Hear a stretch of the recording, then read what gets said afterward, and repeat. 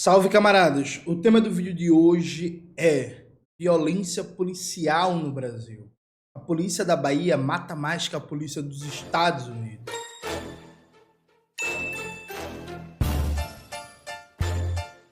Antes de começar propriamente o tema do vídeo do canal, quero muito agradecer a você que ajuda a manter e melhorar o nosso canal a partir do Apoia-se.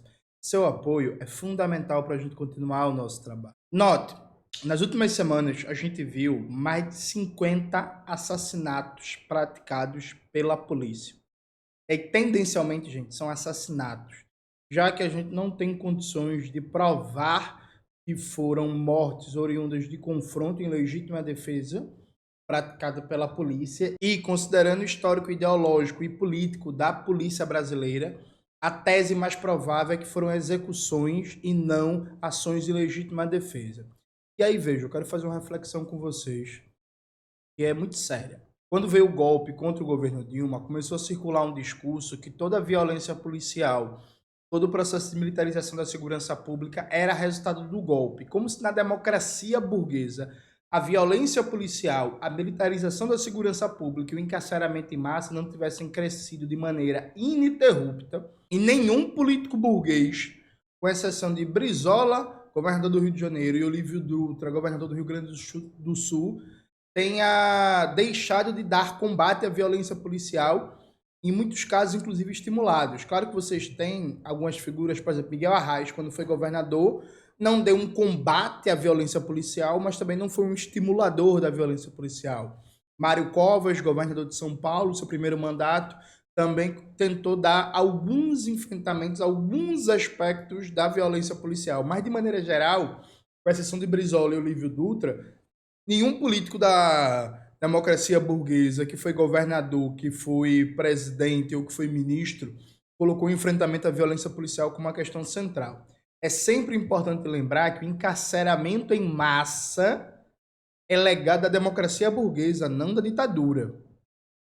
Durante a ditadura, o Brasil não tinha encarceramento em massa, que se conformou a partir do final dos anos 80. Então se criou um discurso que toda a violência policial era resultado do golpe. Inegavelmente, o golpe liderado por Michel Temer aprofundou aspectos repressivos do Estado e empoderou forças reacionárias no aparato de segurança para praticarem violência com mais certeza ainda do que já tinham da impunidade. Contudo, não dá para dizer que a violência policial nas favelas é um legado do golpe.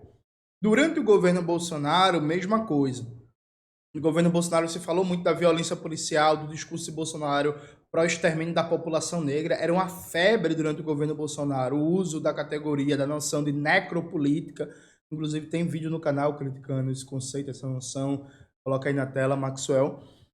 E se ignorou que durante os 4 anos de governo Bolsonaro, o governo que mais praticou encarceramento em massa foi o governo Paulo Câmara, do PSB, aqui de Pernambuco, que o PCdoB era vice.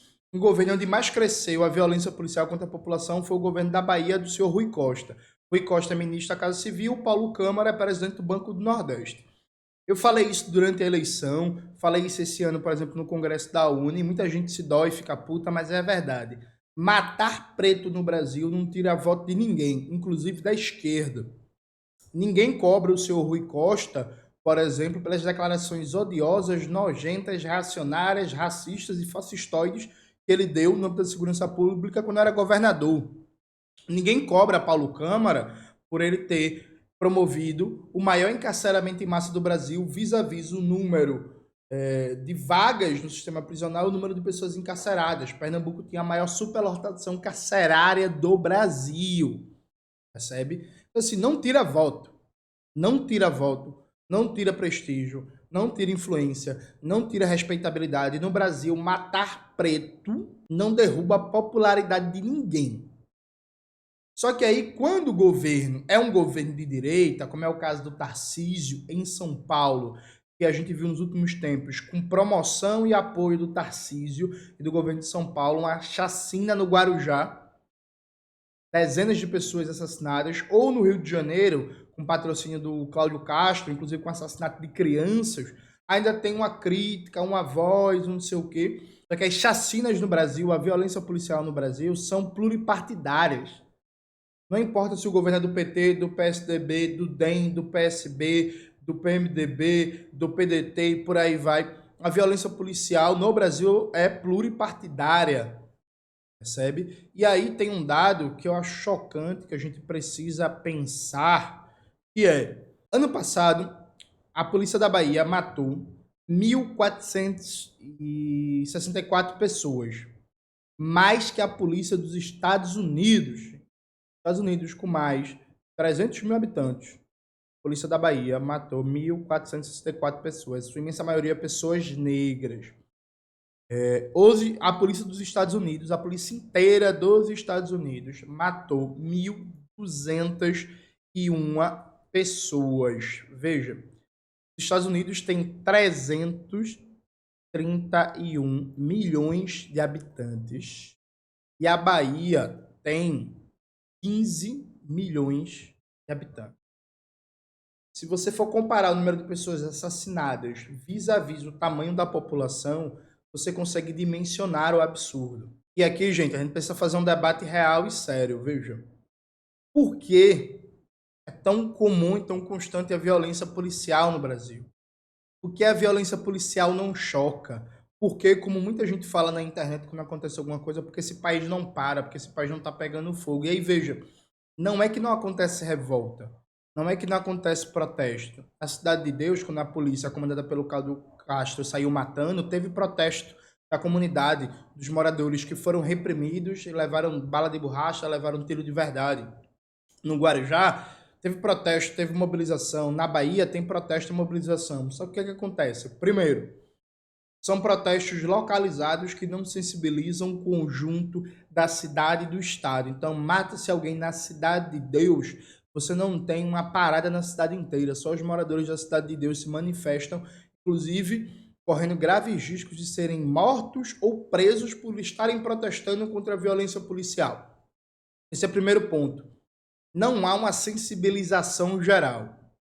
Segundo ponto, ninguém leva a sério o enfrentamento à violência policial no Brasil das chamadas forças de centro-esquerda e as organizações marxistas também não dão devido peso, a devida seriedade e não têm a devida inserção para enfrentar isso. Então acaba que você tem, basicamente, claro, participação de igrejas, ONGs, organizações de defesa dos direitos humanos, galera que acompanha e tal, mas no geral, inclusive, é um processo de acompanhamento a posterior da violência. Então, o que você mais tem, você consegue achar com facilidade, são coletivos de advogados, ONGs que debatem segurança pública, defensores e defensores dos direitos humanos que conseguem acompanhar famílias de vítimas de violência policial, de agressão, de estupro, de tortura, de assassinatos e tal. Só que isso é tudo um processo de acompanhamento pós-violência para tentar conseguir alguma justiça formal burguesa, né? Quando o debate real é o que fazer para impedir essa violência, para conseguir resistir e se defender essa violência. Sim, eu estou falando aqui de autodefesa popular, né? Para a gente conseguir dar um freio à violência. Além, é claro, de mobilizar a opinião pública, mobilizar, ter mobilização social, ter peso político para fazer com que quando um trabalhador, uma trabalhadora é assassinado pela polícia, numa ação, numa favela, numa comunidade e tal, isso seja um choque, isso seja um absurdo, seja tratado como um absurdo, isso causa o impacto de um absurdo. Percebe? A gente não tem capacidade hoje de gerar isso, e na prática, todo mundo é Black Lives Matter, Vidas Negras Importam, antirracista, Wakanda Forever, não sei o quê, mas na prática, gente, a maioria da esquerda brasileira não liga. A maioria dos intelectuais brasileiros não ligam. A maioria dos veículos progressistas não ligam, noticiam como se fosse um detalhe, uma coisa a mais, uma cena corriqueira, uma paisagem corriqueira. O Jerônimo Rodrigues, governador da Bahia, depois de mais de 30 mortes na Bahia, Jerônimo Rodrigues deu uma entrevista e falou que o governo dele vai apurar eventuais excessos. 30 pessoas foram mortas pela polícia no universo de 10 dias. Ele fala que vai apurar eventuais excessos. Jerônimo está com a crise no governo por causa dessa declaração. As bases dos partidos progressistas, dos sindicatos, dos movimentos sociais, da intelectualidade, das universidades, começou a tensionar, ameaçar abandonar o governo Jerônimo por causa disso. Nada disso aconteceu, não aconteceu nada. Assim como não aconteceu nada com várias declarações reacionárias do Paulo Câmara, assim como não aconteceu nada com várias declarações reacionárias, inclusive do próprio Lula e da própria Dilma quando eram presidentes. Então, assim, a gente fala que o Brasil é um país racista. A grande diferença entre direita e esquerda institucional no Brasil é que a direita diz bandido bom é bandido morto, tem que matar mesmo, é isso aí. Aí a esquerda diz não é para matar, presente, vidas negras importam, mas no final, em termos de política de segurança, todos têm uma política muito parecida. Inclusive, se cria uma narrativa que é assim: os governos estaduais não controlam a polícia, como forma de dar uma desculpa, né, de dizer isso. Não, vamos partir da premissa que isso seja verdade, não é. E aí tem uma entrevista da Jaqueline Muniz na ópera, no Opera Mundi com o Breno Altman, que ela desmonta, inclusive, essa narrativa. Eu vou colocar essa entrevista aqui na tela. Em algum momento, inclusive, eu vou fazer um react dessa entrevista. A universo do debate que a Jaqueline está falando que esse negócio de que a polícia militar pode ser usada como base para um golpe de Bolsonaro ainda era governo Bolsonaro, porque os governadores não controlam a polícia, que isso é conversa. Ainda, mas veja, ainda que isso seja verdade, vamos lá. Então, qual é o plano para começar a controlar a polícia? Qual é o plano para reduzir violência policial? Qual é assim? Não, beleza. Você está dizendo para mim que não controla a polícia. Só que a diferença entre diagnóstico e desculpa é você emitir um diagnóstico e em seguida não fazer nada. Ah, eu não controlo a polícia. Não, beleza. Qual é o plano para começar a controlar? Ah, não, mas eu não vou comprar esse desgaste. Vai não, a população está morrendo. A classe trabalhadora está sendo assassinada, a juventude negra, a população negra está sendo assassinada. Não vai comprar esse desgaste, não. Tu é de esquerda, tu não é. Tu é progressista, tu não é. Tu é a favor da classe trabalhadora, tu não é. Tipo, e por nenhum prisma isso justifica essa política de morticídio e, inclusive, isso faz com que se perca força no combate à violência policial em governos de direita. Porque assim, gente, cá entre nós, na moral, na moralzinha mesmo, nenhuma corporação policial governada pelo Tarcísio vai levar a sério qualquer demanda por redução da violência policial quando vê a Bahia governada há 16 anos por um governo progressista que tem mais violência proporcionalmente na Bahia do que em São Paulo. A própria sociedade brasileira, a opinião pública de maneira geral, nunca vai ser disputada se ela parte do pressuposto que não importa a coloração do governo, a violência policial é justificada e legitimada. Ou seja, a capacidade de questionar essa naturalidade, de colocar em debate, de fazer com que isso cause indignação, reduz porque todo mundo naturaliza.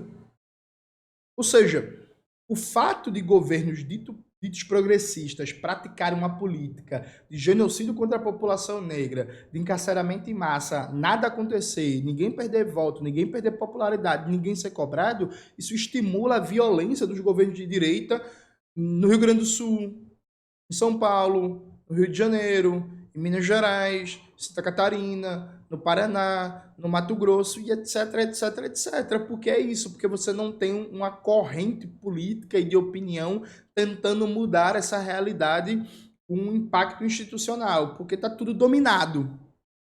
Então, assim, gente, eu sei que falar sobre isso significa pregar no deserto. É provável que esse vídeo tenha poucos acessos, porque toda vez que eu falo de violência policial, do extermínio da população negra, o vídeo tem menos acessos. Inclusive, são dois temas, viu, gente, que é um negócio impressionante, né? Se for um vídeo debatendo a questão de luta contra o patriarcado, algum aspecto da emancipação feminina, ou um vídeo debatendo o genocídio da população negra, normalmente o vídeo tem menos acesso. Eu sei que o vídeo tem menos acesso, eu sei que eu vou estar pregando no deserto, mas assim, eu tenho nojo de boa parte de vocês, intelectuais, jornalistas, deputados estaduais, federais, vereadores, lideranças partidárias que fingem não ver a política de genocídio contra a população negra praticados em governos progressistas e só tem capacidade de criticar e de maneira bem formal, bem protocolar o governo Tarcísio Freitas e o governo Cláudio Castro e companhia, e com isso ajudam a naturalizar a violência contra a população negra. Porque, repito, inclusive isso é até coerente desde o ponto de vista lógico. Se eu sou um coronel da Polícia Militar, se eu sou um secretário de segurança, se eu sou um governador direitoso, e eu olho para o Nordeste, que é chamado por alguns de oásis progressista. E eu vejo que no Nordeste a política de violência policial contra a população e a política de encarceramento em massa é o mesmo que no meu estado, eu não vou sentir preocupação absolutamente nenhuma de questionar os graus de violência que está tendo no meu estado, já que não há pressão, contraste institucional para se fazer isso, percebe? Então, assim, premissa básica aqui do debate. No Brasil, todo mundo gosta de citar a frase: a carne mais barata do mercado é a carne negra. E realmente, não só é barata, como matar preto, pode ficar tranquilo que isso não vai tirar seu voto, isso não vai tirar seu rótulo de progressista, isso não vai impedir que já já você defenda a chacina na segunda-feira, na terça-feira você diz que é a favor e que defende a democracia e que é antifascista. E ninguém vai lhe chamar de canalha na sua cara. Eu vou chamar se eu estiver lá, né? Outras pessoas também, não são muitos, mas a maioria não vai chamar. Esse é um dos males do Brasil. São das coisas que não só mata a nossa classe trabalhadora, como fortalece o fascismo, porque entrega todo o debate sobre segurança pública, porque entrega todo o debate sobre política criminal nas mãos, cada vez mais, da extrema-direita. É isso, galera. Espero que vocês tenham gostado do vídeo de hoje do canal. Não se esqueça de se inscrever no canal, ativar o sininho, curtir esse vídeo, compartilhar e tudo isso que vocês já sabem. Um beijo e até a próxima.